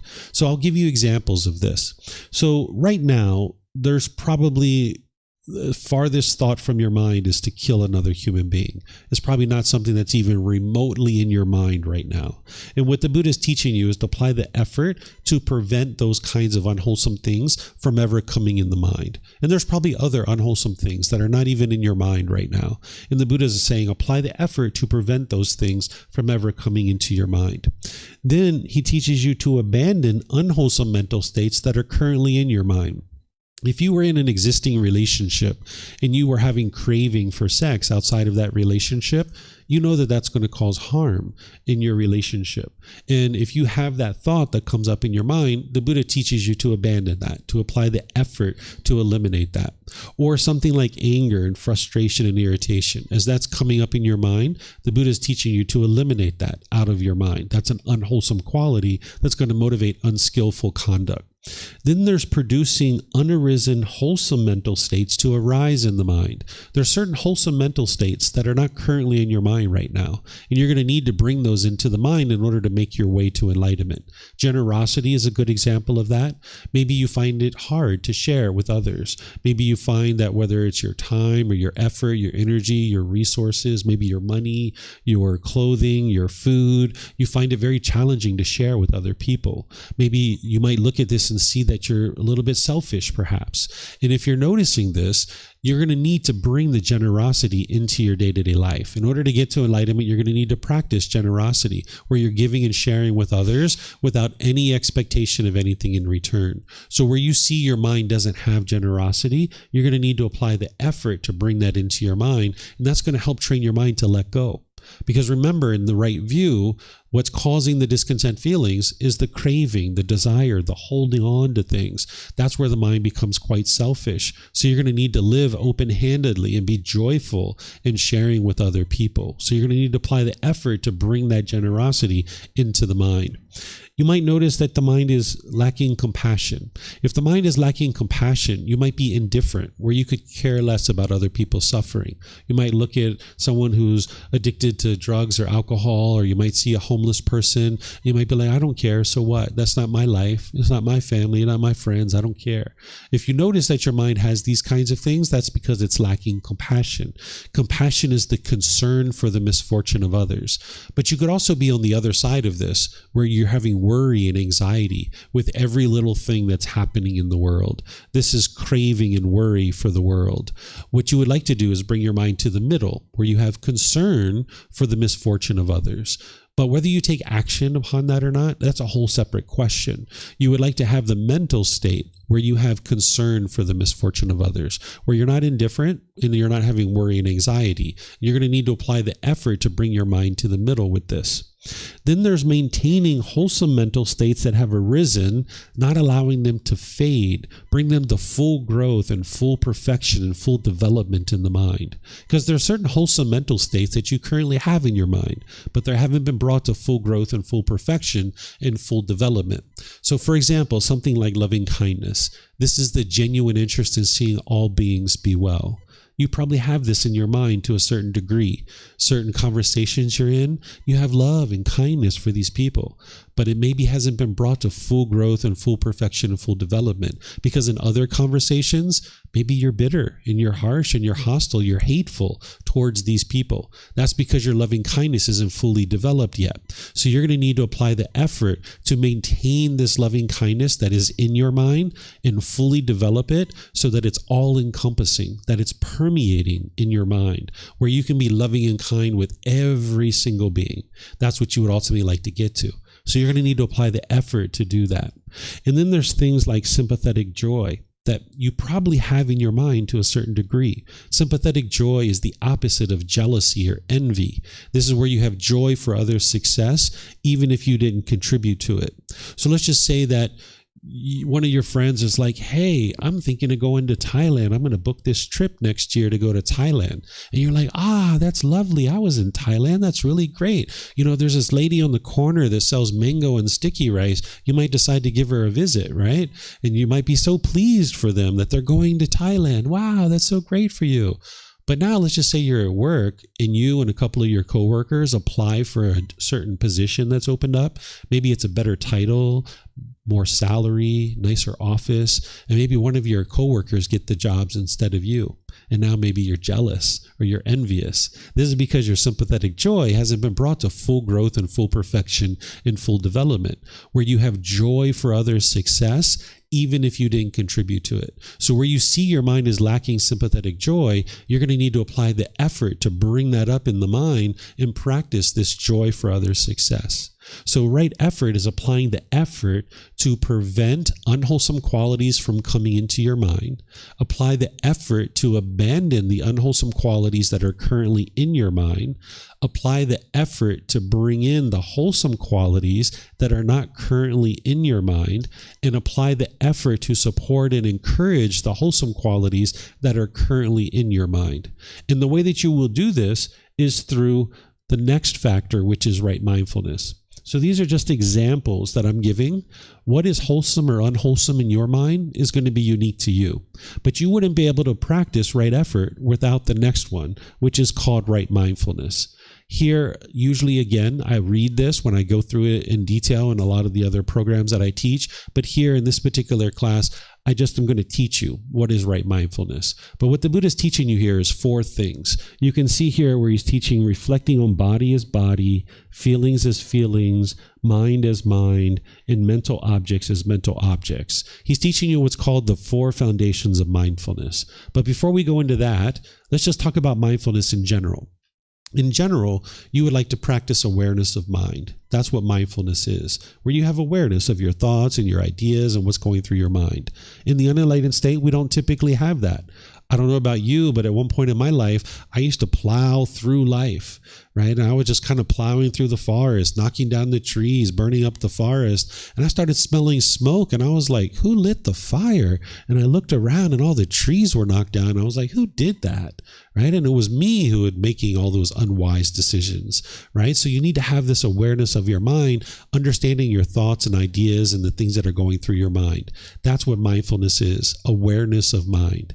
Nowadays, this word mindfulness has made its way into kind of common language. And oftentimes what people are doing is they're using it in a way that the Buddha didn't teach. And how people choose to use this word is up to them, but you would like to use it in the way that the Buddha used it so that it comes to helping you to understanding what this word actually means. Where what some people do is they say, can you mindfully carry this glass of water to the table? What they're really saying is careful. Right? They're just replacing the word careful with mindful, right? So that's not how the Buddha actually used this word. He used it as awareness of mind. But more specifically, it's these 4 foundations of mindfulness where you become aware of the bodily sensations, the feelings, the condition of the mind, and the mental objects. What the bodily sensations are, this is the early warning system that you have that's alerting you that you're about to get angry. You're about to get frustrated. You're about to get embarrassed or feel guilty or shameful or lonely or bored. Any of these discontent feelings, whether they're pleasant, painful, or neither painful nor pleasant, there's some bodily sensation. That is the early warning system alerting you that you're about to get angry or frustrated. And what the Buddha teaches you to do is to cut that off and let it go at the bodily sensations, preserving the mind and protecting the mind. With something like anger, this might be like tingling in the body, tightening in the chest, heat in the face, pressure in the skull. You might have noticed these things at different times and you didn't necessarily know what they were.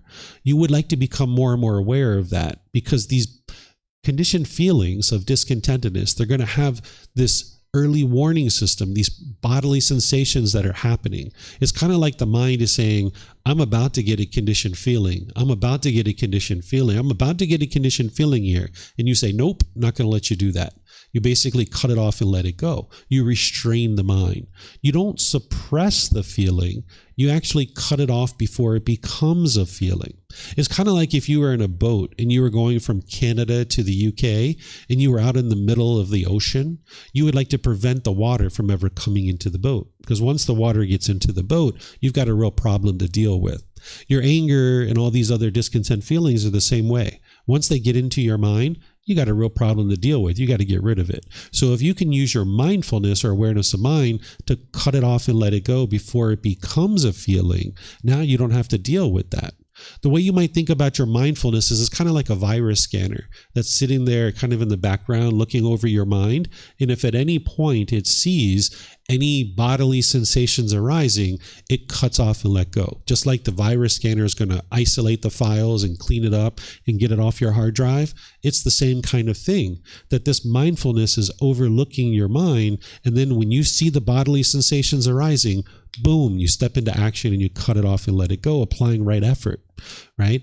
But if you miss it as a bodily sensation, because you will, because your mind's not fully trained yet, if you miss it as a bodily sensation and it becomes a feeling where the mind is now angry, you would like to cut it off and let it go there. That's the next best option. Then if you don't cut it off as a feeling, it's going to affect the condition of your mind. Have you ever been grumpy or irritated for like a couple of minutes or an hour or two, or like a day or two, or maybe even a week or two? You were grumpy and agitated and annoyed? Of course you have, right? Because you didn't understand this, right? So you need to be aware of your condition of your mind, because otherwise you're going to experience this grumpiness, this irritability for an extended period of time. And then it's going to feed what's called a mental object. A mental object is a deeply rooted container in the mind. And the Buddha teaches these 10 fetters, these 10 pollutions. That's what the mental objects are. These are deeply rooted containers in the mind. In this example, we'll use ill will, right? If someone is having some contact through the eyes, the ears, the nose, the tongue, the body, or the mind itself, and you see that as either agreeable or disagreeable, there's going to be some conditioned feeling. So let's just say you're walking down the street and you see an adult slap a child across the face. That might be disagreeable to you. And now you're craving, having taken that in through your eyes and your ears, you might start noticing anger arising. Well, if you have your mindfulness observing your mind and you notice the bodily sensations, you can cut that off and let it go. That anger is not going to help you. It's going to motivate unskillful conduct. But if it becomes a feeling and now the mind's angry, you'd like to cut it off there. But if you don't cut it off there, it's going to affect the condition of your mind, where you're frustrated or agitated or annoyed for multiple minutes or hours or days or even a week or two.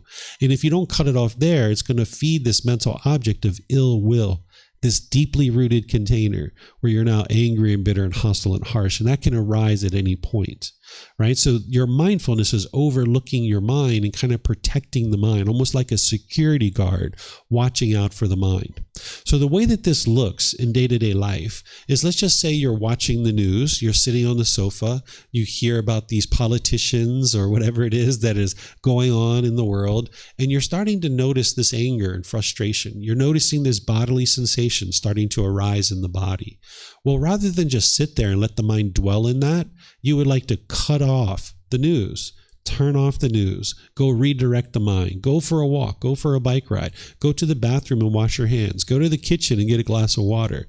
Redirect your mind. That's what you need to be able to do, is redirect the mind. That's cutting off and letting go. That's applying right effort. Because just sitting there, allowing your mind to form the feeling, now your mind stays wired that way. You would like to cut it off and let it go before it becomes a feeling, where you don't allow the mind to continue to stay wired this way.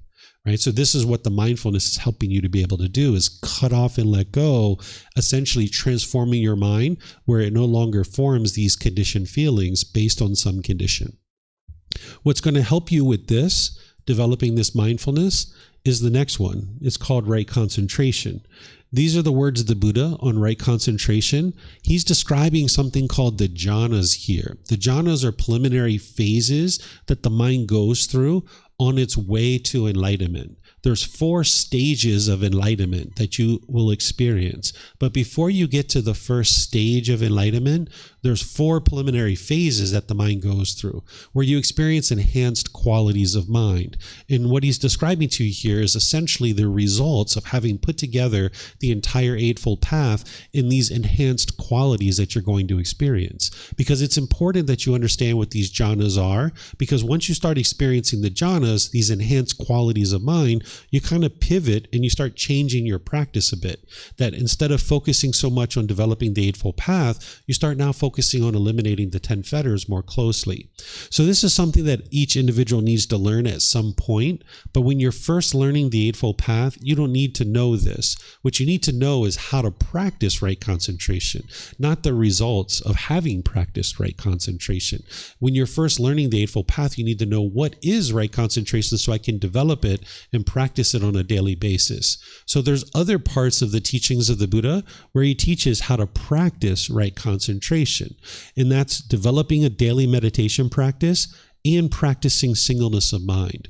What a daily meditation practice looks like is that you're practicing breathing mindfulness meditation and loving kindness meditation on a consistent, ongoing basis. You would like to build this up to 2 to 3 sessions per day for 30 minutes or more. And that can sound like a lot to somebody, right? Like, wow, where am I going to fit an hour to an hour and a half into my day to be able to meditate?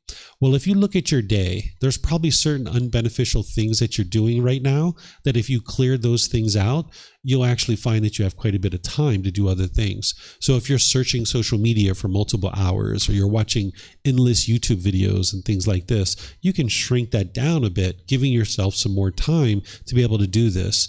Where if it's a matter of 1 meditation for 30 minutes or 2 for 15, I suggest that you start with 2 for 15 and then gradually expand that. So you start wherever you start, even if it's 1 minute or 5 minutes or 10 minutes, just start with that and then gradually expand it over time. That's what's going to help you. So you're going to need these 2 styles of meditation. And the one that we did this morning is breathing mindfulness meditation. And usually work with that for several weeks and build that up first, where you're focusing on the breath and then your mind moves off the breath. You cut that off and let it go and bring your mind back to the breath, because that's helping you eliminate craving, desire, attachment. The goal is not to eliminate your thoughts. The goal is to notice them sooner and sooner and cut them off and let them go easier and easier. Even an enlightened being has thoughts during meditation, but there's quietness and stillness between their thoughts. An unenlightened being will have a bombardment of thoughts, or they will have a thought and they will indulge in that thought for a period of time, and then they'll realize, like, oh yeah, I'm meditating, and they'll bring their mind back to the breath. So that breathing mindfulness meditation is going to help you eliminate craving, desire, attachment, and it's going to help you cultivate mindfulness or awareness of mind and concentration. The loving kindness meditation is going to help you eliminate your anger, your hatred, your ill will, even lesser versions like frustration, agitation, annoyance, even the slightest dislike. Right now, there's probably certain people that you like in the world, and then there's people that you dislike. This dislike is not coming from the other person. It's coming from your own mind. There's certain expectations that you have of this person. And if they meet your expectations, you like them. But when they don't meet your expectations, you dislike them. So by the time you get to enlightenment, you don't even have the slightest dislike towards other beings, that you can love all beings. And it's this meditation that's going to help you to be able to do that. So there's a specific way for you to do this meditation that's going to essentially rewire your mind to be loving and kind with all people around you. So these two meditations are something that you would like to gradually build up to, understanding that it can take 6 months, a year, even 2 years to build up to this kind of frequency and this kind of duration. But then you would like to practice singleness of mind. This is where you do just one thing at a time. You might have been taught to multitask. This is part of the lack of wisdom that the mind has in the unenlightened state, where it thinks it can do multiple things at one time, where in reality, your mind can actually only do one thing at a time. What the mind's actually doing is it's rapidly cycling from thing to thing to thing to thing to thing. So if you're talking on the phone, you're watching TV, and you're eating a sandwich, you're not actually doing all those 3 things at one time. You're talking to your mom for a few seconds, you're watching TV for a few seconds, you're eating your sandwich for a few seconds. That's why when you get off the phone, you can't even remember what you talked about. And you might have been bitter and harsh and hostile, not thinking about how you were speaking with your mom. Or there might have been certain things that you agreed to that you need to call her back up later and be like, Mom, I'm so sorry. I know I was supposed to do something for you. What was that again? Right? So you're not actually being more productive, because this conversation that could have been like 15 minutes, it ended up being 45 minutes or an hour. So then you got to go back and clean up the mess too. So you're not actually being more productive. And this is one of the reasons why people have a really hard time to relax after work, for example. If you've ever been to a racetrack where horses were racing around a racetrack, when they go to the barn, they don't just calm down and completely relax. They're really hyped up, because they've been running around the racetrack all day, right? So if you're doing that, 4, 5, 6, 8, 10 hours a day, or you're racing around, bopping around from thing to thing to thing to thing, when you go home, you're going to find it very challenging to be relaxed. That's where you're going to have stress and anxiety coming into the mind. So if you can just do one thing at a time, then you can bring your full wisdom to whatever it is that you're doing at any particular moment. So if you're watching TV or washing dishes, or if you're in a business meeting or something like this, you like to just do one thing at a time. So say you're in a business meeting and you're thinking about your trip to Thailand like 3 months from now. That's not going to help you in your business meeting. You'd like to cut that off and let it go and come back to the business meeting and handle whatever it is that you're handling. Or if you're washing dishes and you see that your mind is wandering to something else, you'd like to cut that off, right? You're using your right mindfulness, your awareness of mind, you're using right effort to now allow the mind to cultivate this concentration, cutting off and letting go, not allowing the mind to wander and come back to the present moment. If you do this enough, your mind will just always be focused. It'll always be concentrated. No matter what's going on around you, you can maintain your concentration. An analogy that I can give you is like, say you had a piece of wood and you had a steel rod and you grinded that back and forth. At the beginning, the steel rod's going to bounce around a lot because there's no groove there yet. So it's going to bounce around a lot. But if you grind that steel rod back and forth enough, over time, you're going to get a groove in the wood. And when the steel rod pops out, you're going to know it and you're going to be able to bring it right back. But if you grind the steel rod back and forth enough over the wood, eventually you're going to get a deeper and deeper groove, and it'll never pop out because it's too deep. So if you practice right concentration, where you're just doing one thing at a time, initially your mind's going to bounce around a lot. Right? But if you get this groove going where you're practicing right concentration more and more, your mind will just always stay focused and stay concentrated. It won't pop out. And when it does, you'll be able to bring it back. But eventually, if you do this enough, you'll just always be concentrated. You'll always be focused. You won't even have to think about it. You'll be practicing these teachings effortlessly. So this right concentration is going to help you to bring forth all the other teachings, like right speech and right action and all these other teachings, because you wouldn't be able to apply right speech if you didn't have concentration to be able to focus in each one of your conversations. So this right concentration is really important. But you can see meditation is part of this path, but it's not the entire path. There's much more that you need to do than just meditate. Even though you couldn't do this, let's just say you were in a cave meditating for 23 hours a day. but you came out of your cave 1 hour per day and you were bitter and harsh and hostile with people, you're not anywhere close to enlightenment, right? Because you're not even practicing right view, right intention, right speech, or any of these other teachings. So you can't meditate your way to enlightenment. You're going to need all these other factors of the Eightfold Path. So you need each one of these to be able to be dialing in this improvement to the quality of your mind, just like that speaker system. So just to summarize, right effort is taking the initiative to eliminate certain unwholesome aspects of the mind and cultivate wholesome qualities in the mind. You're going to need to apply the effort to do this. Then you need to practice right mindfulness, where you have awareness of your mind, but more specifically, the 4 foundations of mindfulness: awareness of the bodily sensations, the feelings, the condition of the mind, and the mental objects. Then you're going to need right concentration, where you're developing your meditation practice and practicing singleness of mind. And this is the gradual training, the gradual practice, and the gradual progress that you're developing. That's why you can't snap your fingers and go out into the world and instantly get to enlightenment. You're going to need to gradually train your mind this way. But there's help for you. I'm here to be able to help you to learn how to be able to do this. So do you guys have any questions on the mental discipline section of the Eightfold Path or any of these others? No questions? Let me see. It looks like we might have something online here. Oh, you're welcome. Pleased to help you. Okay, I don't see any other questions anywhere. Okay, so what I'm going to do then is just end here by thanking all of you guys for joining. Thank you for your interest in learning the teachings of the Buddha. As you guys would like to learn this more and in more detail, you're welcome to join for the various classes and courses and retreats that we have, because you're not going to be able to learn this just one time and then instantly be perfect at it. Usually students who are learning with me, they learn this 4, 5, 8, even 10, 12 times as they're dialing this in closer and closer to their life. There's ways that I can give you that are going to make it easier for you to be able to integrate this into your day-to-day life. Because learning it intellectually is great.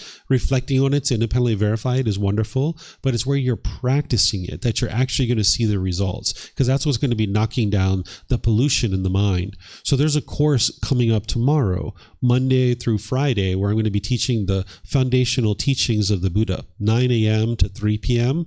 You guys are all welcome to come.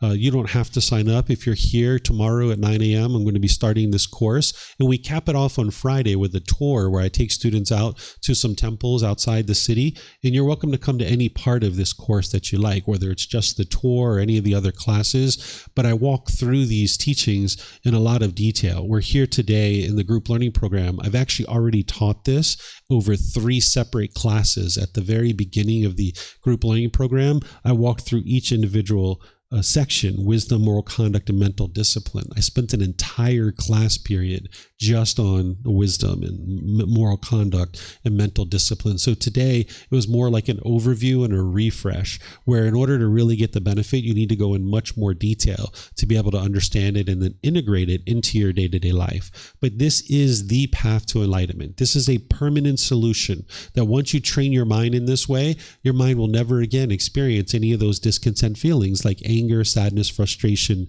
and others. So if you would like the benefits of practicing this and you need to get help to be able to integrate it into your life, just let me know, because there's books, there's videos, there's podcasts, there's other programs and courses and retreats to help you. There's even personal guidance. And as I mentioned, it's all available to you at no cost. So whatever you choose to do today, have a very wonderful and lovely rest of your day. We'll see you next time. Sawadee krap. Sawadee krap. You're welcome. Sawadee krap.